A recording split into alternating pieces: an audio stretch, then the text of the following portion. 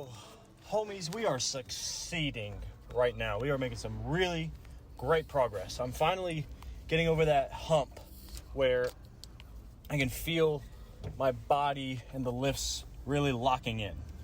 Today was a roller coaster. I had some really phenomenal lifting, some very great confidence that I have been needing, and a little bit of stupid funny fail that I definitely didn't expect, but shit happens. I decided to go for a favorite of mine when it comes to the clean and jerk accessory. Went straight into a split jerk thruster, just cutting out all of the in-between from the clean to the split jerk and just going straight into it. Makes you have a really good upright position in the catch of the clean and a very good explosive drive out of the hole because you don't have the availability to reset and do a dip and drive, you know? So that was great. I destroyed it today. The technique was good and it just got better. 295 has never flown so easily. I now have full confidence I will be throwing 315 for some weight next week on the technique days. That is a wonderful feeling to have that kind of confidence. Likewise, front squat, really aiming to focus the tension on my quads still, keep making sure my knee stays healthy and strong until I go for my top heavy single next week of just a strict front squat with no variation. Really did the trick. A really good slow tempo descent without pausing at the bottom allows for you to have a very comfortable and strong hold on your knees and on your quads. And, of course, forces your CNS to work a little bit extra harder to keep your core upright, especially in the upper back. My upper back is one of my most limiting factors in the front squat. When your upper back starts rounding, your delts go forward, your shoulders bend forward, your core then goes, your low back goes. Everything starts working twice as hard when it doesn't need to. And it's really, really nice to be able to... I got up to 345, no issue. Really felt just in control of my body. And that's the whole thing one of the biggest things you want. That was something that I was trying to tell someone today who's been trying to learn Olympic lifting. You want the bar to follow you. You want it to follow your path. If you let the bar control where you go based off its momentum, it'll make you fly away with it every single time. You'll either catch it behind, catch it forward. You won't catch it bounced, and if you do, you're pretty lucky.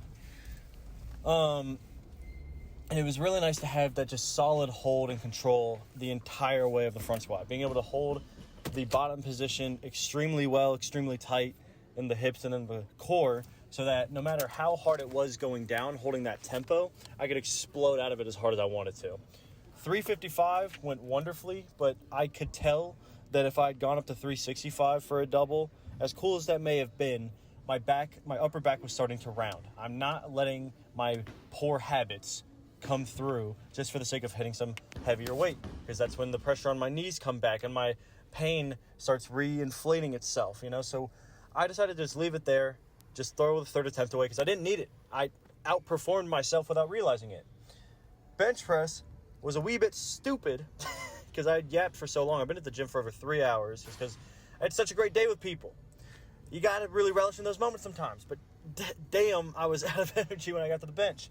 The technique was great. It felt awesome. I wasn't worried about it whatsoever. I was just trying to hit some comfortable weight, hit a top set of 315 for some, doing like a half rep into a full rep to really emphasize living in the struggle of the sticking point of the bench. I have a more narrow bench for my anatomy. I have a lot more of an explosive bench in general that's dependent on how fast I get through the sticking point. So getting used to holding that stagnant sticking point position and then pushing through a full rep after at least helps me prime my triceps, delts, pecs to just have that full hard explosion that I want for the heavy top max out day. Got to 315 and I switched up spotters for one set. And he's a homie of mine. And I thought I told him. I have no memory of it, so I probably didn't. But like I've done in the past, I've done this before, I completely forgot to prep him on the fact that I was doing half reps today. And, he sees me go down and not come back up. and he grabs the bar, and I'm like, shit, don't grab it. And I did the first one by myself, sure, but I was already thrown off. I was already tired.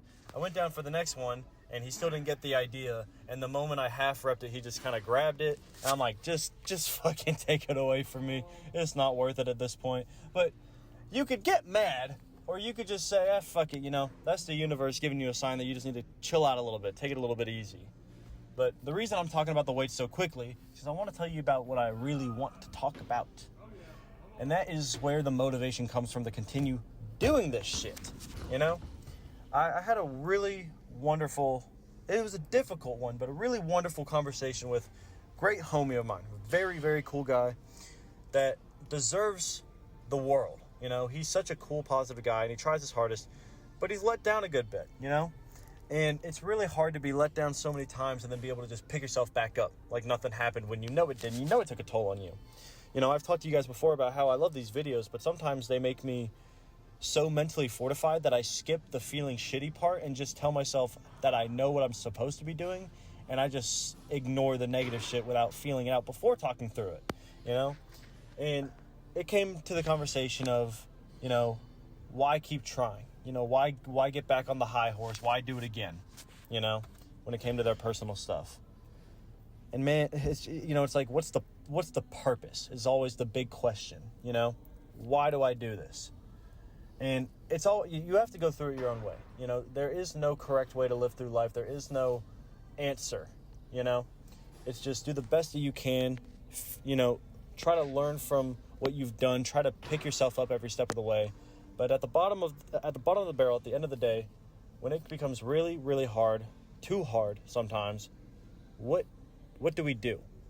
How do we get through that?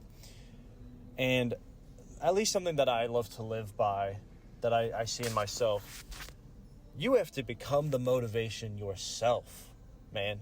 It's not about looking at what other people are doing, seeing a standard for something, and then thinking, well, shit, I fucked up, and mine doesn't look like that, so I must be failing. There is no failing if you set your own standard. There is simply earning the right to attempt a next step, and then furthering how far you can take that individual step of your life. You have to create your own life's purpose. It isn't just about, looking at like the standard and the general population and being like, that's what I got to do one day. No, I have the wide, super egotistical, super out there goal of potentially qualifying for the Olympics one day. You never know. That'd be really cool. But I don't expect it by any means to happen. That's not a goal I can necessarily control because it's, I don't know if I'll be able to put up a number heavy enough. I don't know if I'll still be lifting by that point. But at the very least, the goal that I can control is becoming the best that I can in my own individual purposes, my own individual desires. It's good to have dreams. But when it comes to surpassing yourself, you have to create a clear idea of a goal that you truly believe is attainable and can be controlled through you, yourself, alone. It can't depend on other people and their reactions to you, If you allow other people's reactivity to control your passions, then you won't be able to get anywhere. I've been told so many times that benching is a waste of time and that it's going to destroy me one day. I don't give a shit. At least right now, I love it enough to keep doing it and learning from it and trying to do my best through it. So I'm going to keep doing it. If I lose interest one day, or I just would rather do Olympic lifting full time, there you go. But I'm going to get there at my rate, One of my gym homies that are just now getting into Olympic lifting said the thing that everybody always says, that I've said, it's inevitable. And he was saying, damn, I wish I started sooner. And I love it when people say that, because it's wrong. And not in the sense that you feeling that way is wrong, but it's the fact that if you start a passion because of someone else pushing you to do it, rather than yourself finding it at the perfect time that lines up with your life and your experiences and your current goals at that time, you won't become passionate in it. That's why Olympic lifting has taken over my life to an extent, Because I got into it originally because it was the first time I was bad at weightlifting, but I also had started branching away from professionally drawing. I used to wanted to go into the art field, and I won statewide competitions. I did really well, but it wasn't my passion. I got into it because of other people doing it and comparing to those around me. So it wasn't something I got passionate about. I just was good at it, but I didn't really care much, you know? Weightlifting was that next step that I found naturally on my own without anybody pushing it onto me. And then even further beyond that, the videos and the consistency and the want to remain passionate and keep this going and having these positive self-talks came about when I had one of my lowest mental points, whether it was my FOMO or the stuff happening around me or with my relationships, whatever. A lot was going on, and this was a way to give myself a positive outlet. And it's exploded to the point where I can't see myself not doing it because it creates that opportunity of purpose, you know? You kind of have to just let go of the dreams that you want, that you can't really control, and just focusing on the goals that you can do right now. When I uploaded my first video or lifted my first weight, there was no standard. I couldn't compare to anybody. There was no universe in my mind that it becomes something. It was just a new thing I felt like trying out for the sake of bettering myself. And sometimes that seemingly basic and primal instinct, you know, that basic instinct to want to just try something new just for the hell of it, just to see if you can become better than the you that you were yesterday, is all you really need to get to that next step in your life, you know? But you're never going to know it unless you try.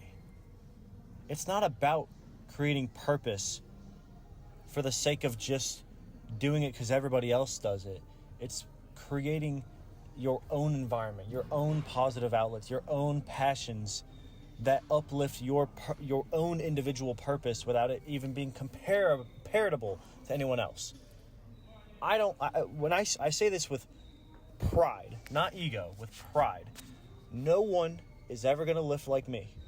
No one is ever going to be passionate the way I'm being passionate about my individual experience with this sport and the things that I'm doing in my life. Not because they can't do it or that they can't throw the numbers that I'm throwing or do the jobs that I'm doing, but because the way that I do it is catered to me and my personal experiences and my own mind, according to my passions and my goals and my dreams, you know?